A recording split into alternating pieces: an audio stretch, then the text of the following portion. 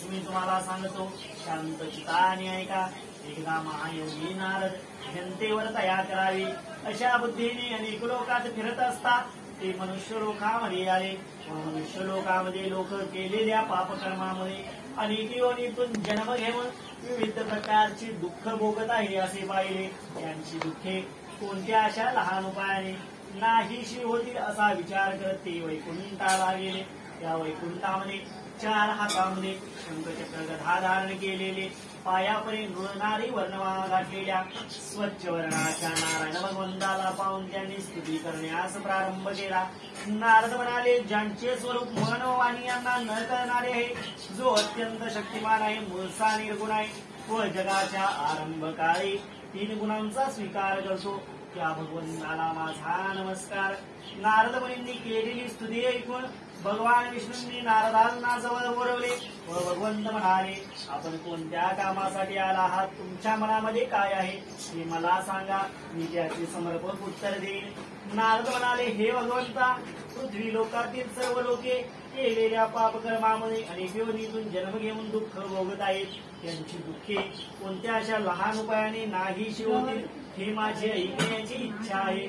भगवंत म्हणाले, नारदा, लोकांवर कृपा करण्याच्या हेतूने तू जो प्रश्न विचारला तो फार सुंदर आहे. म्हणून आजपर्यंत कोणालाही माहीत नसलेले अति पुण्यकारक व्रत मी तुला सांगतो.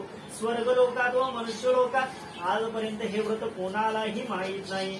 माझे तुझ्यावरती प्रेम असल्यामुळे आज मी तुला या व्रताची माहिती देतो. या व्रताला श्री सत्यनारायण व्रत असे म्हणतात.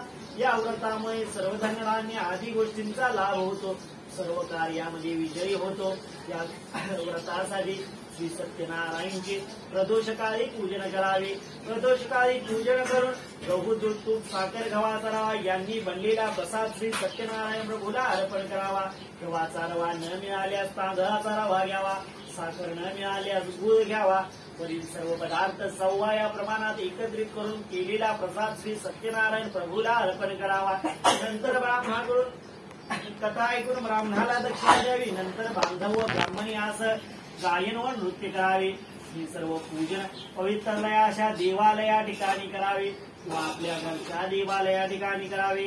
पूर्वी सांगितल्याप्रमाणे जो कोणी मनोभावे श्री सत्यनारायणचे पूजन करेल त्याची सर्व दुःखात दुर्मुक्ती होईल. या ठिकाणी स्कंद पुराणातील श्री सत्यनारायण कथेचा अध्याय समाप्त. बोला विठ्ठल श्री ज्ञानदेव तुकाराम.